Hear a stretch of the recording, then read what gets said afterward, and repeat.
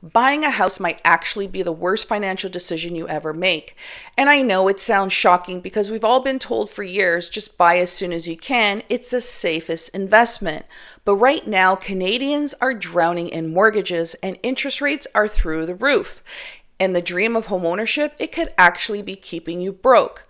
But what if there's another way to build wealth, one that puts money in your pockets every single month instead of draining it? And what if that method completely flips what the so-called real estate gurus have been preaching for years?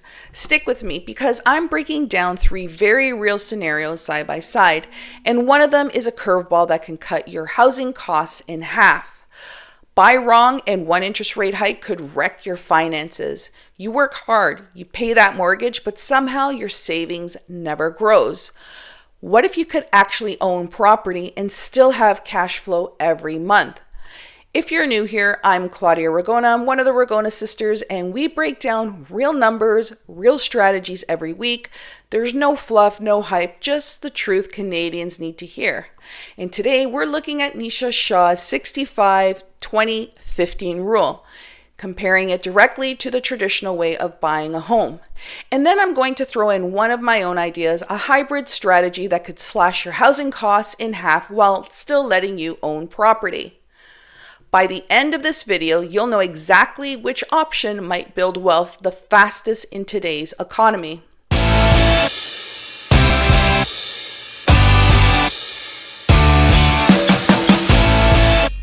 Nischa Shah is a former investment banker and accountant who now focuses on teaching everyday people how to manage money differently.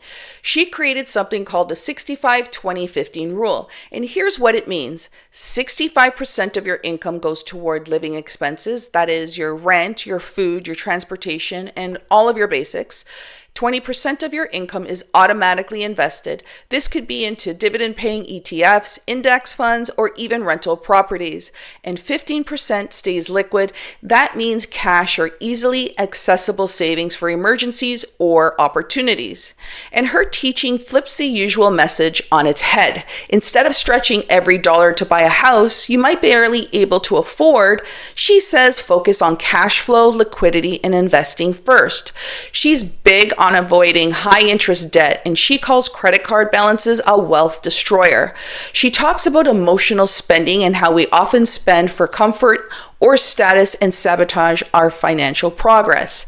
And she's huge on building multiple income streams, not just relying on one paycheck or one property, but combining investments, side hustles, and real estate that actually generates cash flow instead of just tying up your equity. To really understand these strategies, we need real numbers. So let's use one couple for every scenario. So it's apples to apples. So meet Jason and Maria.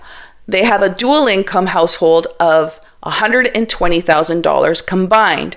That's a realistic middle class income in Canada and perfect for comparing 3 strategies. So the first one is a traditional Toronto ownership, what most people are told to do. The second is Shah's 65-20-15 rule, which is rent and invest method, and rent where it's cheaper and invest the difference. The third is a hybrid house hack, own your own home but rent out part of it to slash your housing costs.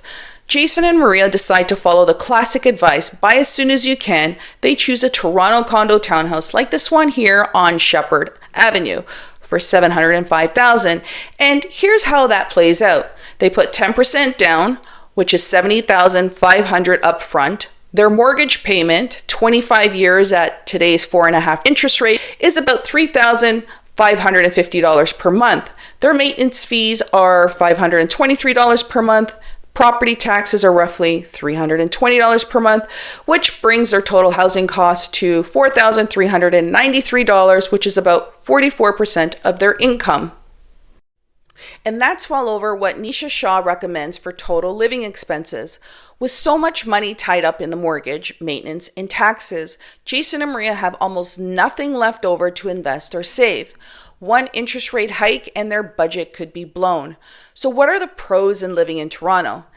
Well, there's a strong job market and career growth opportunity, and you have access to transit, nightlife, schools, and amenities. And they have historically strong property appreciation. And what are the cons of living in Toronto? Well, they have an extremely high cost of living beyond just the mortgage, and they have limited ability to save or invest. And they also are very vulnerable to interest rate shocks. Next, this is Nischa Shah's recommended approach. Jason and Maria skip buying their own home for now. Instead, they rent a basement apartment in Windsor for $1,200 per month, which keeps them well within the 65% spending rule and frees up the cash to invest. And here's how they invest the difference. First, they put $19,000 per year, which is 20% of their income, into dividend-focused ETFs.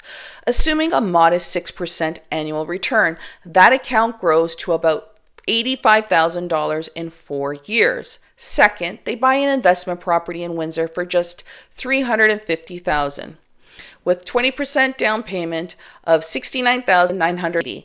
Their monthly costs on that property are their mortgage is $1,400 per month, the property tax is $213,000 per month, for a total of $1,613 per month. So that property rents for about $2,200 per month, leaving approximately $587 per month in positive cash flow after expenses. And what is their 4-year outcome? Their ETF investments are $85,000. Rental property cash flow is $587 per month, or $7,044 per year. And their liquid savings, the 15% rule, is about $18,000 set aside. Instead of being house poor, Jason and Maria now have 2 income streams, their ETFs and their rental property, and they still have money set aside for emergencies. So what are the pros? They have a lower cost of living overall. There is a growing manufacturing and logistics job base. They have an affordable property market, which is perfect for investors. And here are some of the cons of living in Windsor. It's a smaller job market than Toronto. They have fewer big city amenities and historically slower home appreciation. And for the third option, we use a strategy called house hacking. Jason and Maria buy a detached raised bungalow in Barrie, like this one on Chippewa Court, for about $700,000. And here's what that looks like. 20% down payment is $140,000. Their mortgage at today's 4.5% interest rate is about $3,100 per month for a mortgage payment, and their property tax is $438 per month, and their total monthly cost is $3,538. But here's the twist. They buy a property that has a rentable basement apartment, and they rent it out for $1,600 per month. That reduces their out-of-pocket costs to $1,938 per month, just about 20% of their income. And what is their 4-year outcome? Well, they build equity through their mortgage payments while keeping costs low. They don't have the same immediate cash flow as Shah's approach, but they own a home and keep costs manageable. So what are some of the pros? Close enough to commute to Toronto if needed, lower house prices than the GTA core, the outdoor lifestyle and growing amenities, and some of the cons of living in Barrie are longer commute if working in Toronto, smaller local job market, landlord responsibilities, and risk of vacancies. So which one builds wealth faster? Traditional buying gives you equity but eats up 4% of your income. Shah's rent and invest method gives you the immediate cash flow, liquidity, and investments that grow without the stress of a huge mortgage. The house hack is a hybrid. You own your own home and cut costs almost in half, but you take on the landlord duties.